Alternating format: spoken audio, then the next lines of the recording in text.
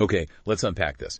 Imagine a major American city, already tense from protests reacting to federal immigration enforcement. Mm-hmm.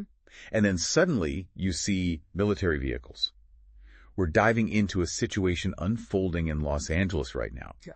A really significant federal response, including U.S. Marines being mobilized, meeting these anti-immigration enforcement protests head on. It really paints a picture of, well, escalating tension and lots of conflicting perspectives on the ground. To really get a handle on what's happening here, what triggered it and how it's being seen from different angles, we've pulled together a stack of sources for this deep dive. Right. We're looking at reports from Fox News and CNN.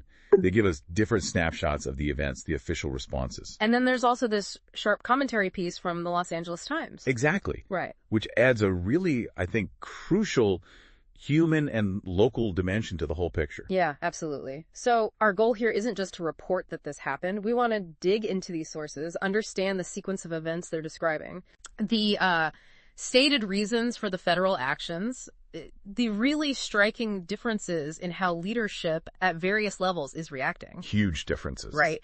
And what these articles, collectively highlight about the sheer complexity of it all, it's about pulling out the key insights, maybe some surprising nuggets, and showing you the full range of perspectives laid out in this material. Okay, so where do we start? The scene is LA, and the backdrop, according to these sources, is these anti-ICE protests. Mm-hmm. Which began specifically in reaction to immigration and customs enforcement raids happening in the city. And the sources, they describe the protests over the weekend actually devolving into violence. They do. They paint a picture of some real unrest. You've got reports of charred vehicles, smashed windows, specifically mentioned at the LAPD headquarters. Wow. Protesters doing donuts in the streets, people throwing objects, even fireworks were mentioned. And specific standoffs reported, too. Yes, tense standoffs between protesters and police mentioned in areas like the Arts District and Little Tokyo.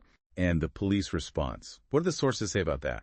Well, they reportedly used tactics like flashbangs and rubber bullets, trying to disperse the crowds. Okay, now our focus is LA, but you mentioned layers. These sources make it clear this wasn't just happening in isolation. Not at all. They note similar protests were happening nationwide. Cities like San Francisco, New York, Atlanta, Santa Ana just nearby. Right. Louisville, Kentucky, Dallas. It was widespread. And that scale comes through in the arrest numbers, too. Definitely. Dozens arrested in LA, according to the articles. But then you see a significantly higher number, around 150 people reported arrested up in San Francisco. Okay, so that really sets the scene. There's unrest, there are protests spreading, but then the federal response, according to these sources, really escalates. It does, and it grabbed headlines. Before the Marines even entered the picture, President Trump had already sent in the National Guard. That was over the weekend. That's right. One source says about 1,700 Guard members were operating initially. Then the Pentagon announced another 2,000 on Monday. Okay, but another source puts that initial number higher. Yeah, slightly different figures. Another one states Trump sent some 2,000 Guardsmen right from the start over the weekend. So, okay, the exact numbers might vary a little depending on the report. Right. But the main takeaway is clear. A substantial National Guard presence was already ordered in. Absolutely. And then came the announcement that, ratcheted things up even further. The Marines. A battalion of U.S. Marines mobilizing to Los Angeles. One source gets specific, 500 Marines. Second Battalion, 7th Marines from 29 Palms. Okay, but again, maybe slightly different numbers elsewhere. Yeah, another source puts it a bit higher, saying more than 700 Marines. So we're seeing these slight variations in the numbers again, which happens. But the key insight across all of them is, when you combine the Guard and the Marines, we're talking about a potentially significant military presence, possibly thousands. Yeah, reaching into the thousands seems plausible based on these combined figures. So what's the stated task for these Marines? What are they supposed to be doing there, according to the articles? According to a senior defense official cited in one source, their primary task is explicitly limited. It's about protecting federal property and federal personnel. Okay, so protection, not law enforcement. And the sources are careful to make that distinction. Is that clear? Yes, the reports do emphasize that the Marines will not be carrying out a traditional law enforcement role. But, I sense a but coming. Well, yeah, this is where one source introduces a crucial nuance. It notes it's actually unclear what their specific rules of force would be if they were provoked.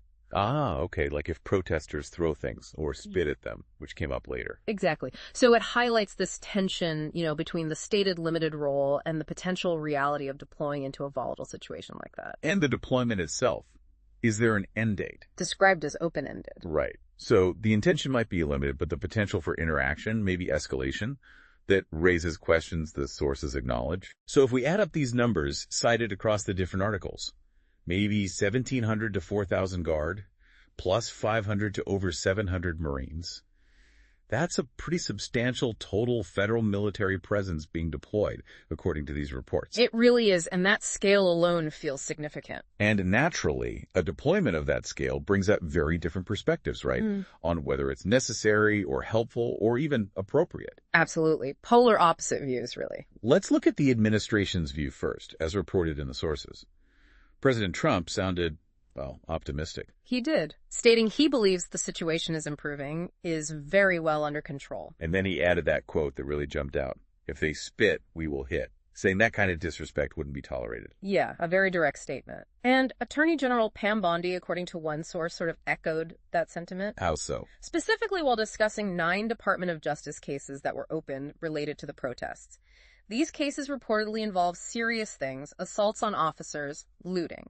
Okay, so from their perspective, reported here, the federal action is framed as a response to criminal acts and a need to protect personnel regain control. That seems to be the justification presented in these sources. But then you flip the coin and you get the view from California and LA leadership. Totally different story. Completely different. Governor Gavin Newsom's office, according to these sources, called the Marine mobilization completely uncalled for. Strong word. And unwarranted and unprecedented. They described it, again, in really strong terms as using the best-in-class branch of the U.S. military against its own citizens. Wow. But wait, one source mentioned something about contradictory messages from his office. Yeah, that was interesting. One report noted the governor's office seemed to be doing 2 things at once, kind of downplaying it, calling it just moving Marines from one base to another, saying they weren't being deployed but mobilized. Okay. But at the same time calling the whole thing uncalled for. So maybe some political maneuvering there or just a communication challenge for the state. It's hard to say for sure from the outside. And Newsom took legal action too. He did. Filed a lawsuit against the Trump administration over deploying the Guard without his approval, claimed Trump trampled over California's sovereignty. And accused the president of trying to, what was the phrase? Trying to manufacture a crisis and actively hoping for chaos.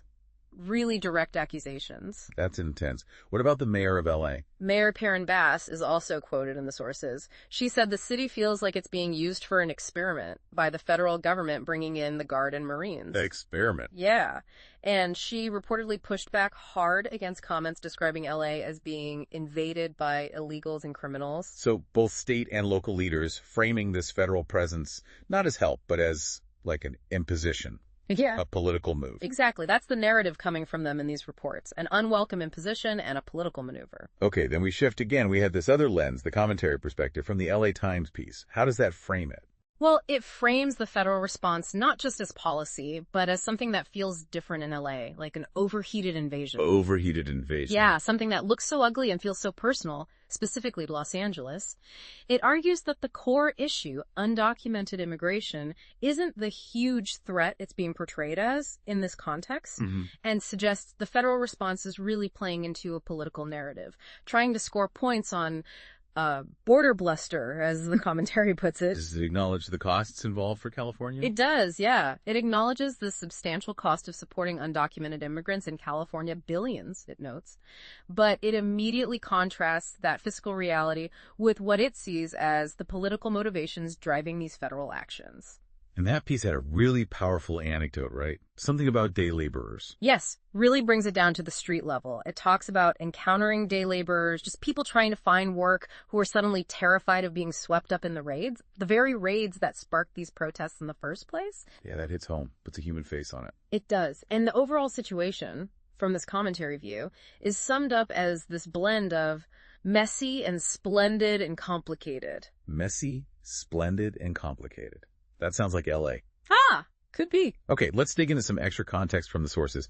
There's a legal angle mentioned, Posse Comitatus. Right, the Posse Comitatus Act. That's the federal law, generally speaking, that bars the U.S. military from domestic law enforcement. Unless Something specific like the Insurrection Act is invoked. Now, the sources mention this legal principle, this general prohibition. Correct. The nuance here, which the sources touch on but don't fully resolve, is whether the Marines' stated mission protecting property clearly stays outside that law enforcement line drawn by Posse Comitatus. or if it risks crossing it in practice, especially with those unclear use of force rules we talked about. Exactly. That's the lingering question the sources raise. It's also mentioned, crucially I think, that LA is a self-designated sanctuary city. Very important context. Sources highlight this because it means local law enforcement often don't assist federal ICE agents in enforcement actions. And this lack of local cooperation, well, that's likely why ICE operations can feel like an invasion to some residents.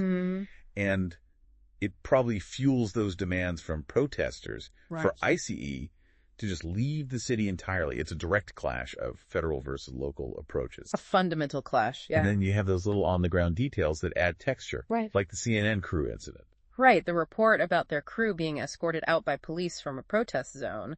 They were told they weren't under arrest specifically because they were press. It's a small detail, but it gives you a glimpse, doesn't it? Yeah. Into the chaotic, fluid interactions happening moment to moment during these events. It really does capture some of the confusion and tension on the ground. So, okay, let's try and step back. If we synthesize what all these sources are telling us, the news reports, the commentary, what picture emerges when you put it all together?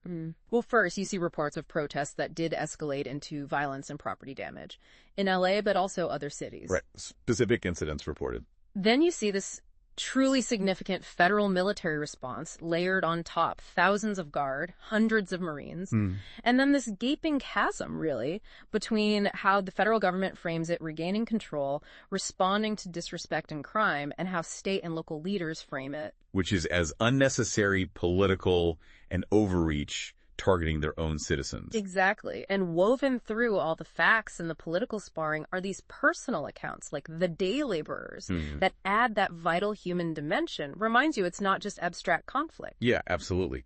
It highlights this intense tension, doesn't it, between the federal goals, enforcing immigration law, protecting property and personnel, and the view from LA and California officials, who see it as an unnecessary, problematic escalation. They feel it targets their residents, infringes on their sovereignty, maybe even their city's identity. It's definitely not a simple narrative. It's, like that commentary said, messy and complicated. A convergence of unrest, federal policy, local resistance. And the lived experiences of people caught right in the middle of it all.